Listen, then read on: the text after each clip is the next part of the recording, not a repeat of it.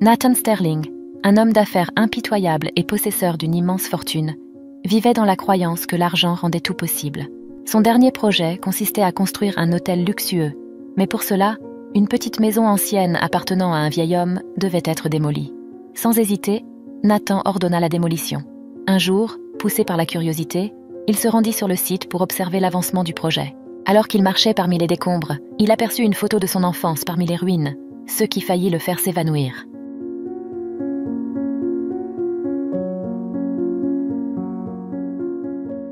C'était en août 2018, le célèbre homme d'affaires de l'immobilier Nathan Sterling dirigeait son entreprise depuis le cœur de Chicago. Sterling, connu pour sa détermination implacable à réussir, avait une philosophie d'affaires intransigeante et un talent pour tourner n'importe quelle situation à son avantage. Lors des réunions d'entreprise, il stimulait souvent ses collaborateurs, leur inculquant l'idée que la clé du succès en affaires était la détermination inébranlable à réaliser leurs rêves, même si cela signifiait écraser les espoirs des rivaux. Tandis que certains versent des larmes, d'autres multiplient leur fortune, proclamait-il avec un sourire rusé, suscitant l'admiration de nombreux subordonnés. L'ambition de Nathan s'était cimentée dès le début de sa carrière. Après avoir obtenu son diplôme en économie de la prestigieuse université de Stanford, il commença son parcours dans le monde financier. Son grand bond en avant eut lieu lors de la crise immobilière et de la turbulence boursière en 2008, période pendant laquelle il accumula une grande richesse. Profitant de la vulnérabilité des propriétaires en difficulté financière, Nathan achetait terrains et biens immobiliers à des prix bien inférieurs au marché, transformant ces opportunités en piliers pour l'expansion de son empire immobilier. Peu après s'être établi à Chicago, Nathan Sterling commença à nourrir un grand rêve.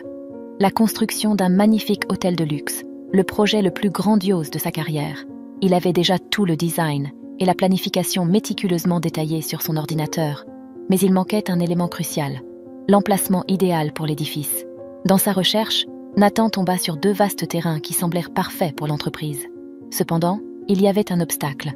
Au milieu de ces terrains se dressait la modeste résidence de Walter Fisher, un retraité confronté à une montagne d'hypothèques, curieusement liée au fonds d'investissement que Nathan présidait. Pour Nathan, cette situation était plus qu'une coïncidence favorable. C'était une opportunité en or. Il fut complètement attiré par la propriété de Walter, non seulement pour le potentiel commercial qu'elle représentait, mais aussi pour une raison personnelle profonde. Nathan avait grandi dans ce même quartier. Les souvenirs de son enfance difficile étaient encore frais dans sa mémoire. Il se rappelait avoir promis à sa mère qu'un jour, il serait riche et posséderait tout cela.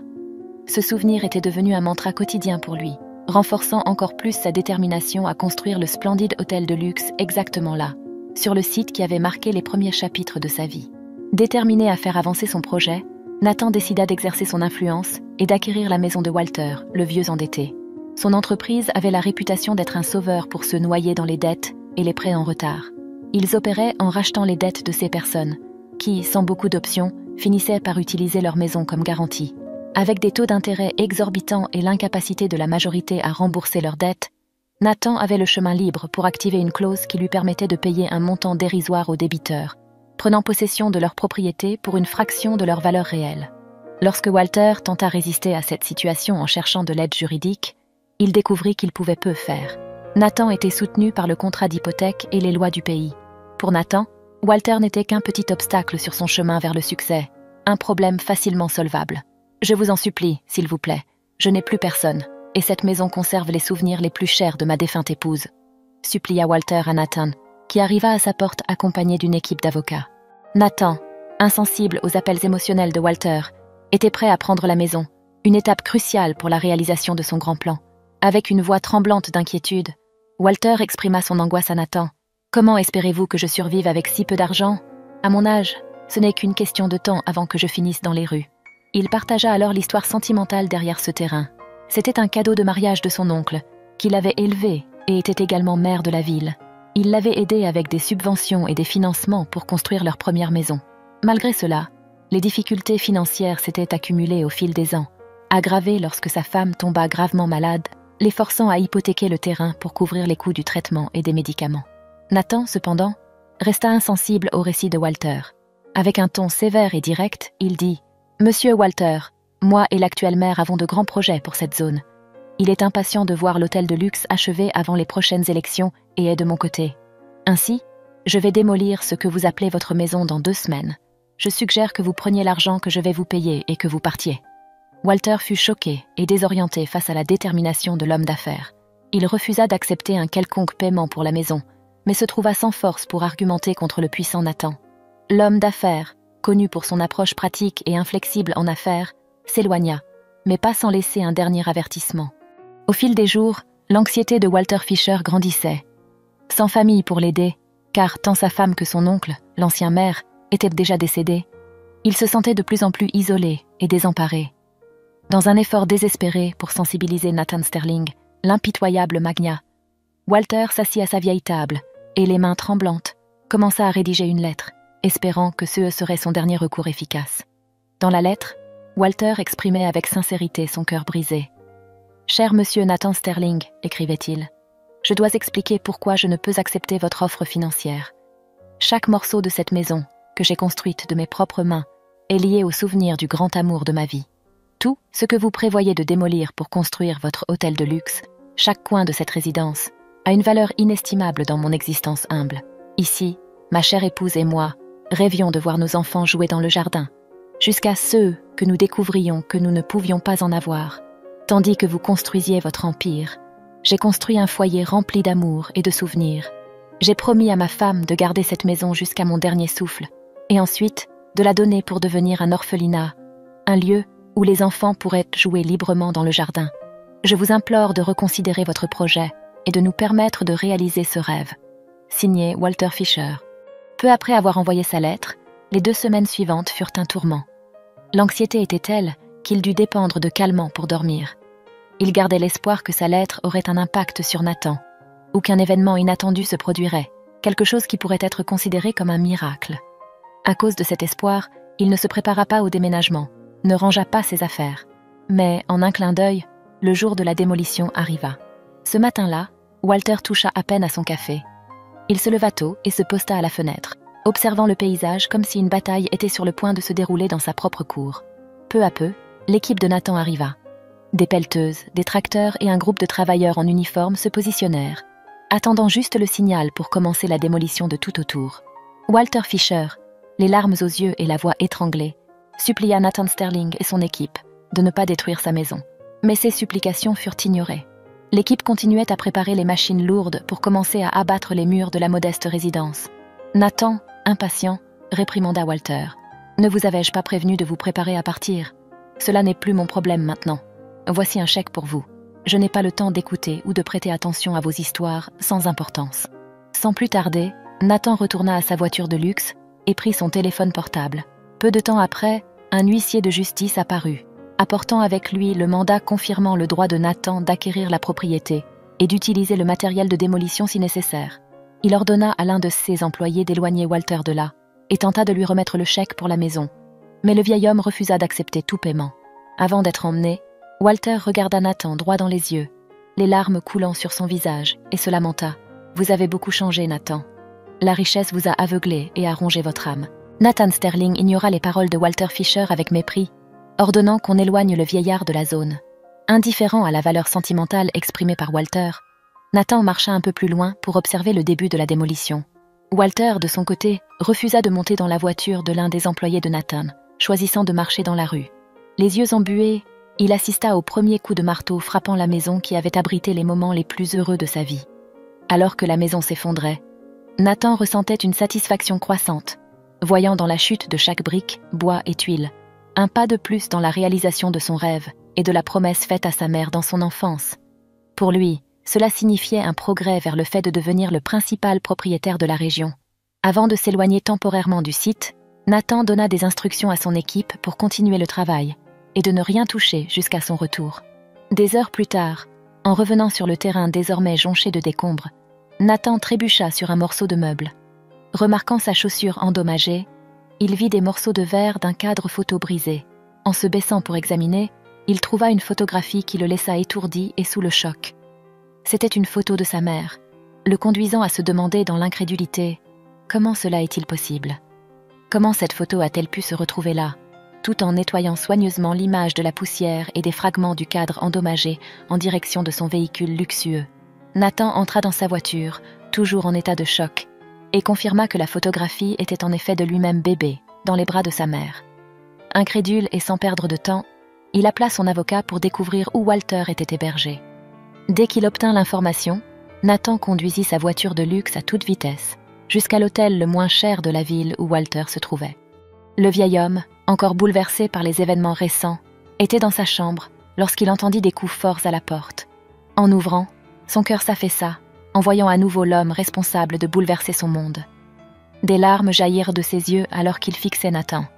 Walter, la voix étranglée par la tristesse et le désespoir, interrogea Nathan sur le motif de sa visite, demandant s'il n'était pas encore satisfait des dommages qu'il avait déjà causés. « Que comptez-vous détruire de plus ?» demanda-t-il, évitant de regarder directement le millionnaire. Nathan, d'autre part, était clairement agité et plein de colère, tenant la photographie qu'il avait trouvée dans les décombres.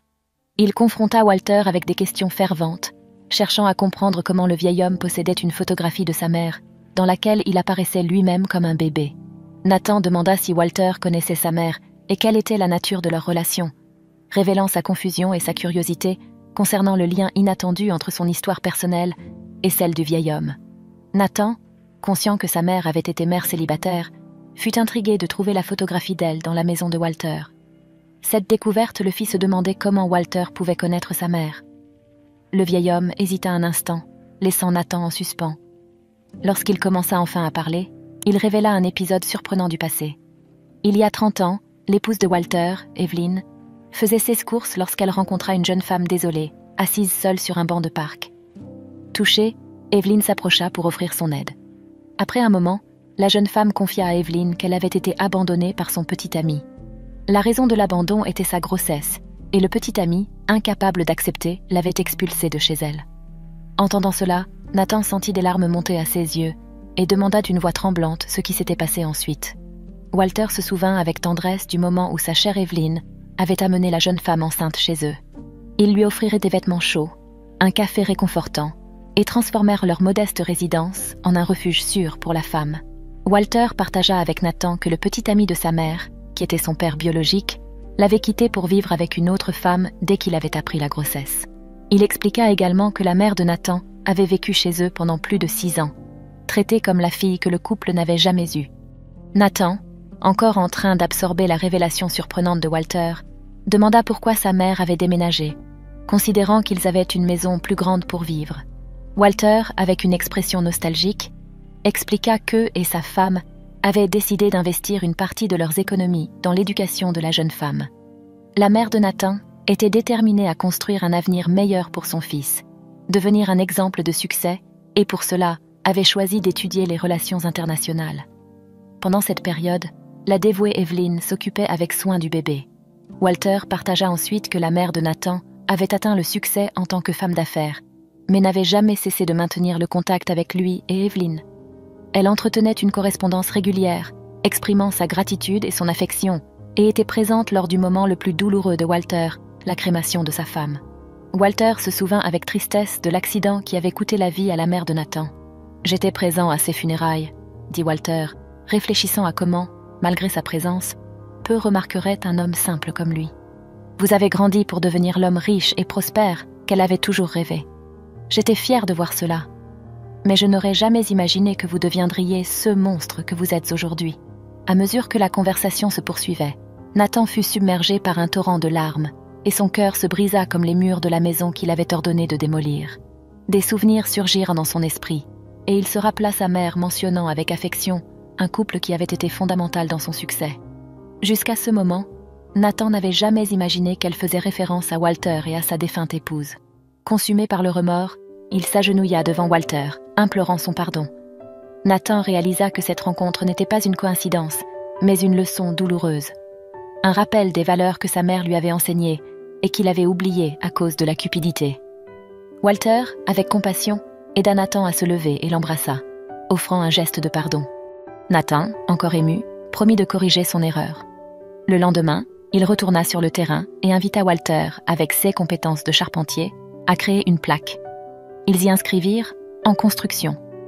Ensemble, ils fixèrent la plaque sur la propriété de Walter, et Nathan ordonna à ses ouvriers de commencer la construction d'une nouvelle maison sur les décombres.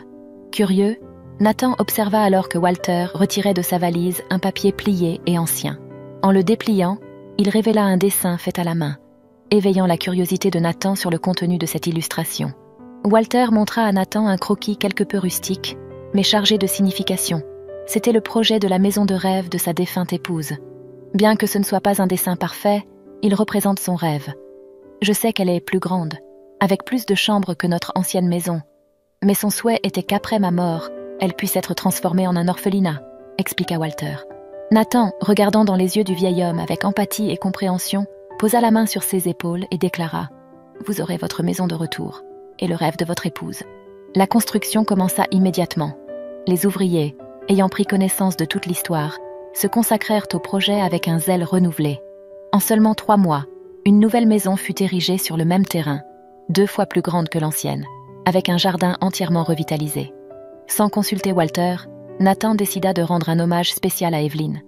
Il commanda un grand portrait d'elle peint à la main et le plaça dans le hall principal de la maison, comme une façon d'honorer la femme qui avait joué un rôle crucial dans la vie de sa mère. Nathan remit les clés de la nouvelle maison à Walter, demandant pardon une fois de plus pour son arrogance et pour avoir ignoré les leçons de son passé et les principes enseignés par sa mère. Walter accepta la demande de pardon, se sentant véritablement heureux de voir que toute la situation avait servi à ouvrir les yeux du jeune millionnaire, lui permettant une introspection profonde et transformatrice. Walter, exprimant une invitation chaleureuse, dit à Nathan qu'il était toujours le bienvenu pour le visiter et en apprendre davantage sur le passé de sa mère, mais qu'il devrait le faire en tant que petit-fils visitant son grand-père, et non en tant qu'homme riche chargé de culpabilité. Ces mots eurent un impact profond sur Nathan, qui n'avait jamais connu une figure masculine affectueuse dans sa vie, ayant connu uniquement la rivalité dans le monde des affaires. Avec un cœur rajeuni, Walter retourna à sa nouvelle maison, où il opta pour vivre une vie simple et modeste. Il devint une source d'inspiration pour Nathan, lui enseignant que, bien que l'argent soit important, seul un homme dépourvu d'empathie connaît le prix de tout, mais ne comprend pas la véritable valeur des choses. Et si vous avez aimé cette histoire, la prochaine vidéo qui apparaît sur votre écran va sûrement vous émouvoir aussi. N'oubliez pas de vous abonner à la chaîne, de laisser votre j'aime et d'activer la cloche des notifications pour ne manquer aucune de nos prochaines vidéos. Je vous souhaite tout le meilleur dans votre vie et à la prochaine pour une autre histoire émouvante.